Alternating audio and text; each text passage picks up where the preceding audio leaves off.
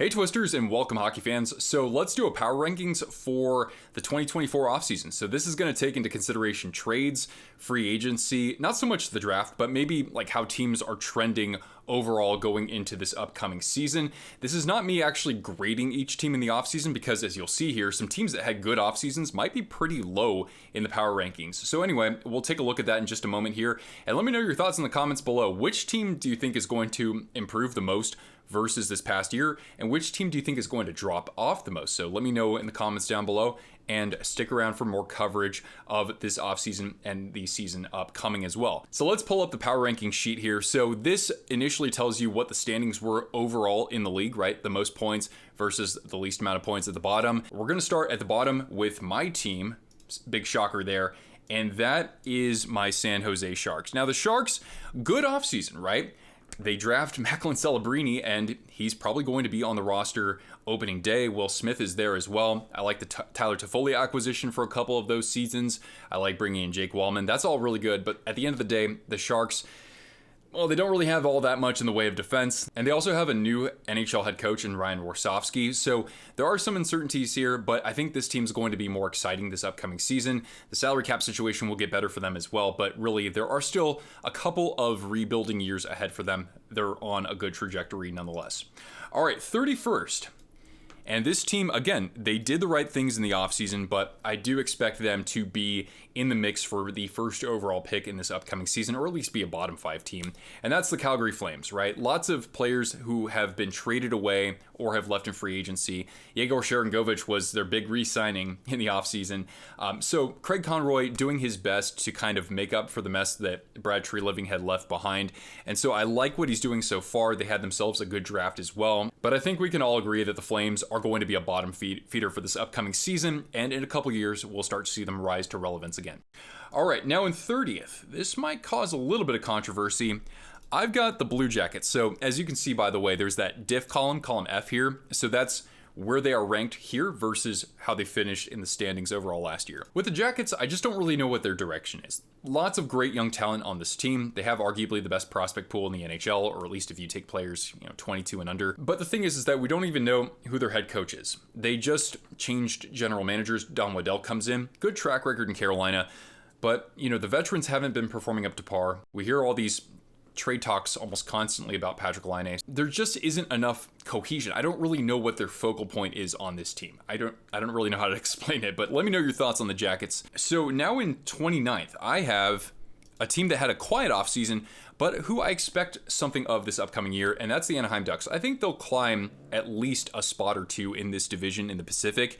They didn't really do too much in the offseason, sure, but I think that's because they want to make sure that they have the resources they need, in terms of salary cap, so that way they can attract the big name free agents next offseason perhaps. And they have so many great young players on this team. Pavel Mintyukov, Olin Zellweger, you have Lukas Dostal, right? So that's just the backside of things. And then up front, they've got Leo Carlsson. Hopefully he's healthy for a full year. We'll have to see what happens with Zegras, but I think that things will organically progress for the Ducks this upcoming year. I think this will be the best season we've seen from them in a number of years.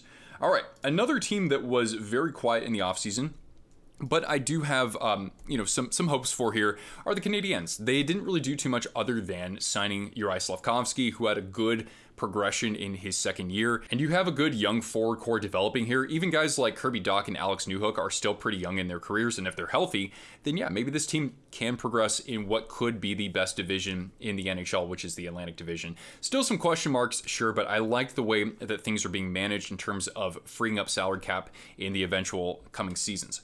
All right, now let's talk about a team that has risen a few spots in my rankings, and that is the Chicago Blackhawks. They're jumping up 4 spots. Big players in free agency, signing the likes of Teuvo Teravainen, welcome back, Tyler Bertuzzi, TJ Brody, Alec Martinez. I know that they're old defensemen, but sure, they give this team a better veteran presence. They're actually not quite as young as I would have expected, Chicago, but they have Laurent Brossoit in goal, Mrazek coming off a really good year.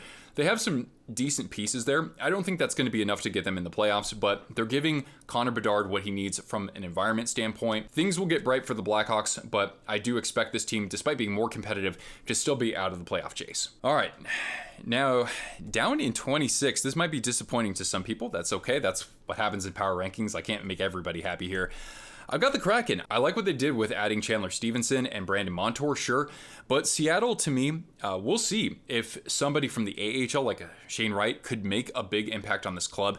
But as it stands right now, they still lack that real next level talent up front, I think. Matty Beniers was the Calder Trophy winner, but he did offensively regress this past season. McCann is good for 30 plus goals, sure. But with Seattle, I see a lot of just kind of mid-level players, which, hey, that could maybe get you in the playoffs in a weak division. But until I see some of those younger players kind of really showing that they're there to elevate this franchise rather than just kind of be passengers, I just don't know if I can be a big believer in the Kraken just yet. All right, let's go to 25th, and moving up a spot, I've got the Senators, so basically flip-flopping with the Kraken. Linus Ullmark is now going to be their starting goaltender, and that's really good. You know, he even played well with the Buffalo Sabres before coming over to Boston. And the Sens overall still have a good core of fairly young players like, you know, Kachuk, Stützle, Josh Norris, assuming he can stay healthy, fingers crossed, Jake Sanderson. Their roster turnover overall wasn't all that bad. So if you're able to sort of take a step forward with just your goaltending alone, and hopefully Travis Green can be a good shot in the arm behind the bench, fingers crossed, of course, then this team could actually be in that wild card race. But I'm not quite there with Ottawa just yet. All right, now in 24th, this I think is going to scare some people. There is hope for this team in the future, and that's the Philadelphia Flyers. But for right now, still not enough top-end scoring on this team, I don't think. As great of a season as Konechny had, Mishkov, we'll see what happens now that he's come over from the KHL. But looking at the roster overall, not enough puck moving on the backside of things, I don't think. Goaltending, you have Ersson and you have Fedotov. What's that going to be like over the course of an 82-game season? Was last year a bit of a fluke for them? I know they kind of fell off at the end. I know they're building towards something, but I don't know if that's necessarily going to show in the standings next season. All right, let's go to 23rd. So the Flyers, they haven't been in the playoffs in several years. Neither have the Senators. This next team, the Sabres, have the longest playoff drought in the NHL, and I think professional sports, correct me if I'm wrong here. But Buffalo, they've shown that they can play well in the second half, but can they do it over the course of an 82-game season? That has yet to be seen. They did get rid of Jeff Skinner to free up some cap space. They bring in Ryan McLeod. I do like him. I know that they, of course, sent Matthew Savoy over to the Oilers. But Buffalo, they have so much talent, right? The goaltending tandem for them could be fantastic. You've got Dahlin and Owen Power on defense. You've got Tage Thompson. Can you look like the Tage from maybe 2 seasons ago? Lindy Ruff will definitely be a big factor for this team. Can he be a fresh voice behind the bench, even though he has coached in Buffalo before? Or are we going to get more of what we saw with what happened in New Jersey, right? The downs and the ups of his time over there. So I don't know if I can commit to them fully making the playoffs just yet. They have the right pieces, but again, it's all about like starting out on the right foot or on the right skate. All right, now in 22nd, this team is moving up 5 spots. Some people might be surprised by this one, but I've got Utah. Don't forget when they were the Coyotes last year. If you take out this horrible losing streak that they went on, I think they only had 3 points in the span of like 14 games. They didn't win any of those games. Aside from that, they were 36, 29, and 3. They add in John Marino and Mikhail Sergachev on defense.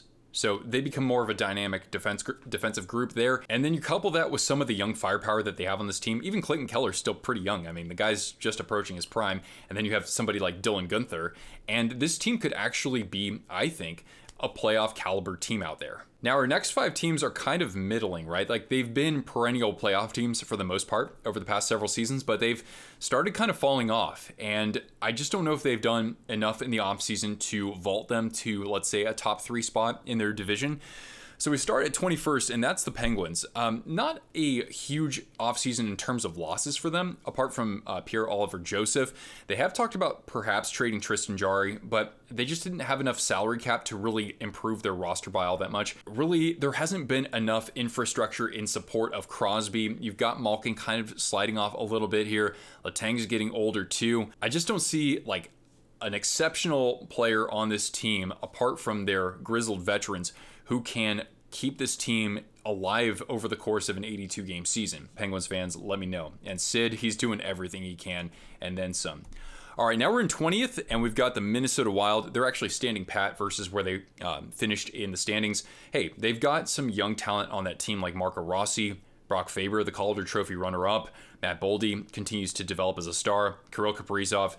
This guy could be in the MVP conversation any given season for the most part. I'm also very curious to see what happens in goal with Jesper Wallstedt, because Fleury's still signed for 1 year and so is Gustafsson.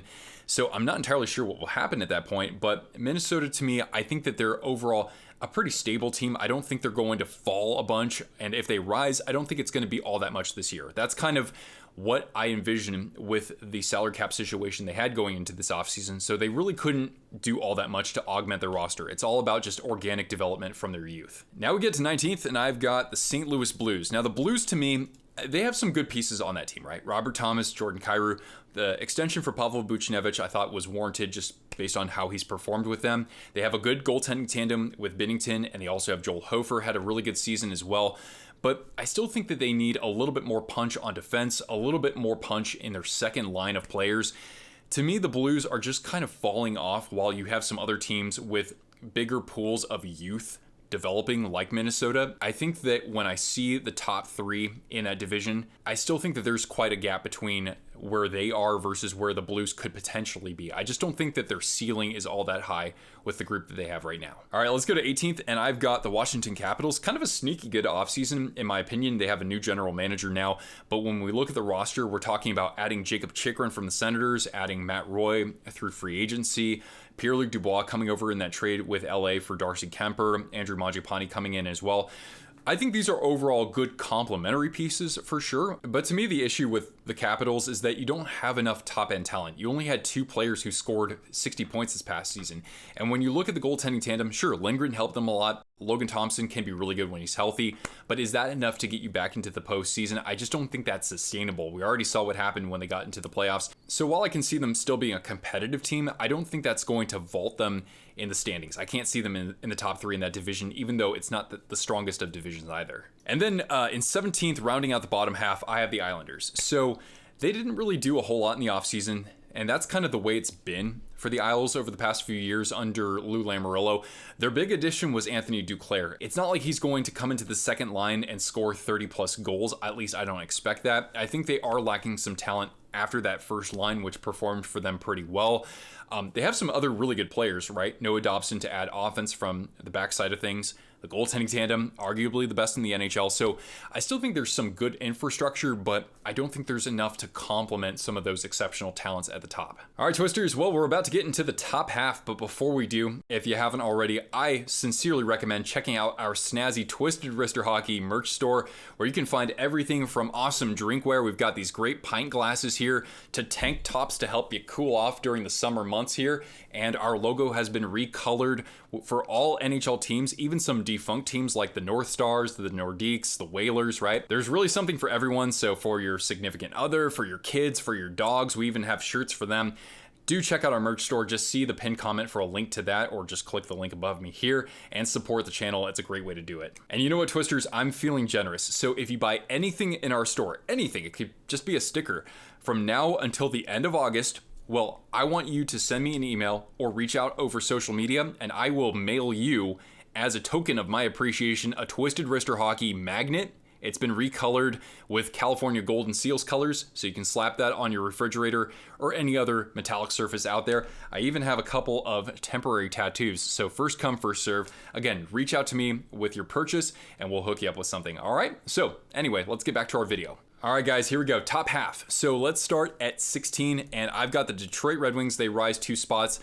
I could definitely see them getting into the playoffs this year. I like their offseason. They did lose a couple of pieces out there, like Jake Wallman, Steve Yzerman, what the hell were you thinking? And also Shane Gostisbehere, but overall, a net positive for them. They bring in Eric Gustafsson on defense. They bring in Cam Talbot to help out with the goaltending. I think things look a little bit more stable for them. I also like what they did with bringing back Patrick Kane, and now Vlad Tarasenko comes in after his Stanley Cup with the Panthers. He found a way to fit in there. So overall, I think that this team has some great pieces there. You have DeBrincat with his goal scoring. Now you've got Edvinsson perhaps entering the defensive core. You've got Seider coming in. I know he has to stay, or he has to be re-signed, but overall, Detroit, I think, has a good blueprint for this upcoming year and a chance to make the playoffs for the first time in a long time. All right, so now let's go to 15th, and I've got the New Jersey Devils. They rise 8 spots versus where they finished in the standings.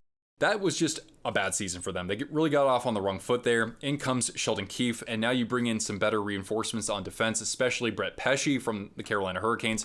I know John Marino has left, but now in comes Brendan Dillon. They'll be physical still on defense, but really the key piece for the Devils here is bringing in Jacob Markstrom, and they have him for 2 years. They only gave up a first rounder for him, but I still think that he's an upgrade over what they've had the past couple of seasons. So New Jersey, I think they'll find a way to get back into the top 3 in the Metropolitan Division. All right, let's go to 14th. And this team looks a little bit different, and that's the Tampa Bay Lightning. I have them dropping a spot. I mean, they lose their captain in Steven Stamkos, although people will say, well, Jake Gensel is definitely an upgrade. I can understand why, but Stamkos has those intangibles. Sergachev is out. In comes JJ Moser. Ryan McDonough, 35-year-old, comes back into the defensive group as well. Tampa, though, I don't think that their roster overall looks better. I don't know. Let me know your thoughts. The goaltending for them hasn't been quite as sharp as it's been before. It's not just Vasilevsky, but they could use a better backup, in my opinion, at least. Tampa, I think that they could still easily be a playoff team this next year, but I think it's going to be more challenging with some of those other teams like Buffalo, and especially with the Red Wings, I think, taking a step forward. All right, on to 13th, another team dropping one spot. That's the LA Kings. So they lose Matt Roy on defense. That's a fairly significant loss. They lose Cam Talbot. Talbot had a heck of a year for them in goal for the most part. So did David Riddick. He stays there. Darcy Kemper comes over. Hopefully that can help, but his numbers have been kind of declining the past couple of seasons. LA, though, when I look at their roster, even though that might be good enough to get them a playoff spot, like a wild card spot, or maybe even third in that division, I just don't think that their roster has been upgraded that much. Warren Fogle aside, I just didn't really see anything that jumped out at me. Okay, let's go to 12th, and it doesn't really make much sense for me to be doing this. Technically, they go up 2 spots, and that's the Golden Knights. They're always going to be in the mix for the big name players. So if we see a trade that we didn't expect whatsoever before the season starts, I bet the Golden Knights could probably be in on that. But for right now, their roster has been depleted quite a bit with the likes of Jonathan Marchessault leaving, Chandler Stevenson. I think that his contributions were a little unheralded over there. Logan Thompson in goal. And on that subject, now the goaltending tandem looks like this. You've got Aiden Hill and you've got Ilya Samsonov, and I'm not the biggest fan of that altogether. Pretty much every time Vegas has been kind of hit in the mouth, they come back the next year stronger. So 2019, right, they lose in the first round. They make the conference final the next couple seasons. They miss the playoffs in 22. They win the Stanley Cup in 23. They fall off this past season. So 2025 should be a bounce back season theoretically, but again, that roster isn't quite the same as it's been in years past. Now on to 11th, and these guys drop a whole lot, even though I still think they're a playoff team, and that's kind of because of the division they play in, and that's the Hurricanes. They lost Brett Pesce and Brady Shea. Shea, I think, one of the more underrated defensemen. They bring in Sean Walker, and they bring back Shane Gostisbehere for some offense. So the blue line can still be pretty good. Love the Jalen Chatfield extension. Slavin's going to be really affordable for the next few years too. But really with Carolina, they'll sign Seth Jarvis, sure. But they're still missing kind of that nasty big guy up front who can help with the power play. Their power play was really good last year, but Gensel is now gone. So I think Carolina still has yet to address a glaring weakness. They weren't able to score power play goals in the postseason, and that's just been something that's been kind of exposed over the past couple of years. All right, so now we're in the top 10. And this is a team that had a fantastic regular season and for the most part has been pretty solid in the regular season year over year. But when the playoffs come around, that really does shift quite a bit. And I'm talking about the Winnipeg Jets. Now, Rick Bowness is out as head coach. He retired. In comes Scott Arniel, a very experienced assistant for sure. But with Winnipeg, I don't know exactly what to expect because they really did leave a bad taste in my mouth at the end of this season. They didn't lose all that much in the offseason. A couple of guys that they had traded for, like Toffoli and Monahan, they bought out Nate Schmidt, right? They lose Brendan Dillon, but it didn't look like he was going to be extended, I don't think. But with Winnipeg, they were a really good team before the likes of Toffoli and Monahan got there. They were able to play some of their best hockey earlier in the season. So with that core, right, of Scheifele, Ehlers, Connor, Josh Morrissey, Connor Hellebuck, I think their goaltending is going to still be really good. I like what they did in free agency. Winnipeg could still be a playoff team in that Central Division. They're not giving me enough reason to drop them so low that they're not anywhere near the playoff conversation. Now we get to 9th. And some people might actually have this team higher. There's only so much I could do. I got the Predators. Now, the Preds only rise 2 spots versus the standings. Keep in mind, though, that last season they had that crazy, 16 game point streak or 19 game point streak, something crazy like that. So that aside, this team was still good, but not great. But in comes Steven Stamkos, in comes Jonathan Marchessault. Those two could easily score over 30 goals apiece.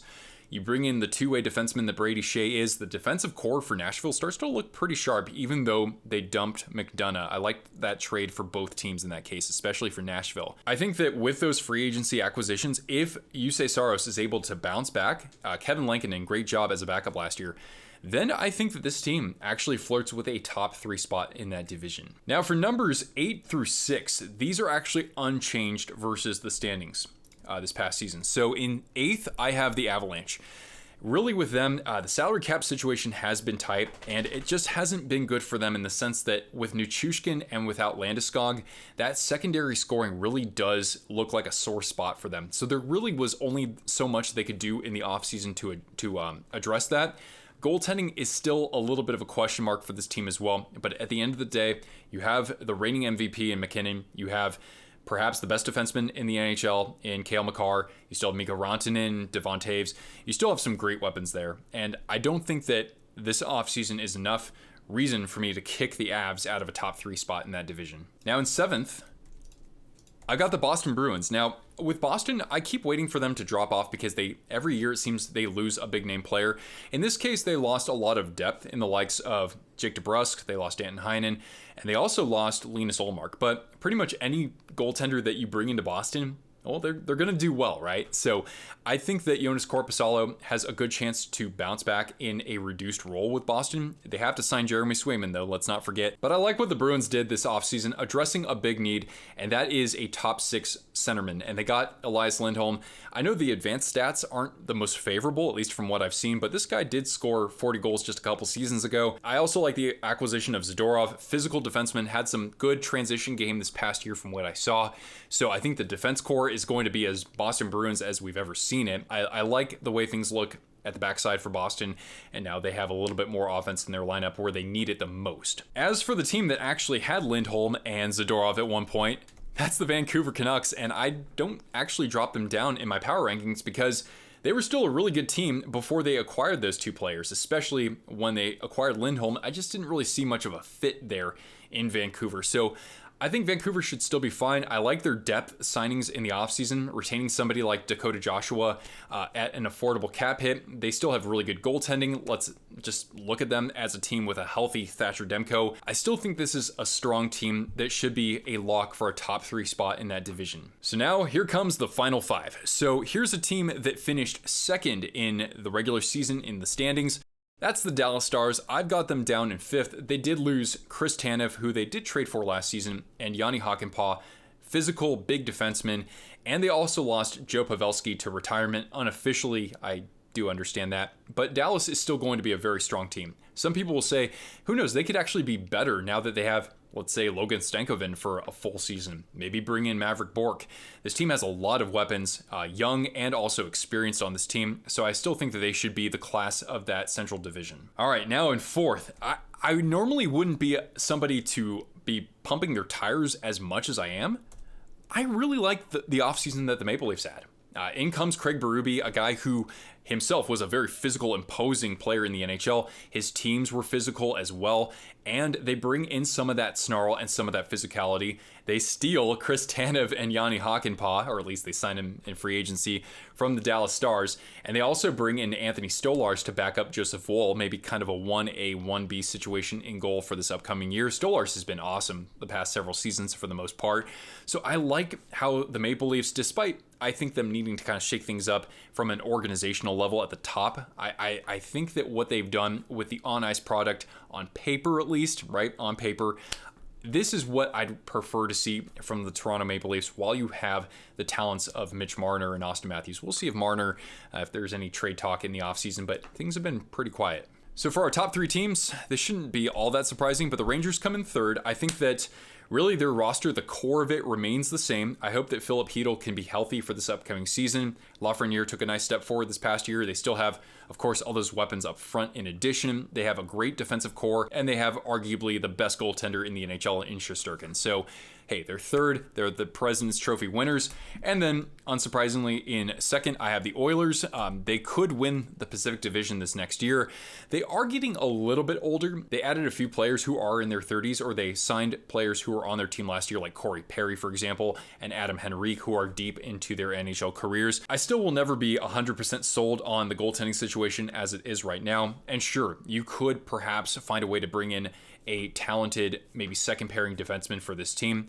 But Edmonton has, of course, two of the best players on the planet.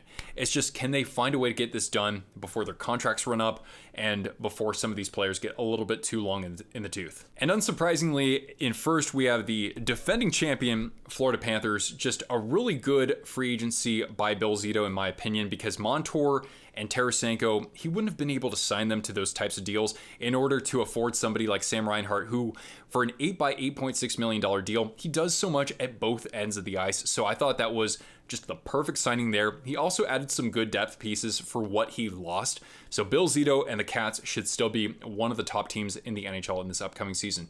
But let me know your thoughts in the comments down below, everybody. Who's going to improve the most this season and who's going to fall off the most? So let me know your thoughts there, and stick around for all sorts of coverage here in the offseason. I've got a great list of videos planned for you here on this channel. And also, don't forget to check out our merch store. It's a great way to support the channel, and also follow me on social media. Just see the video description or pinned comment for some links there. Man, I'm getting so winded from talking here. I've spent almost an hour recording this. Anyway, I'll drop off right now, but don't drop off from Twisted Wrister Hawk. See, I can't even talk right now. Don't drop off from Twisted Wrister Hockey. It's going to be a heck of a season with you guys here in 2024-25. I'm Nick, and I'll catch you Twisters later. Ciao.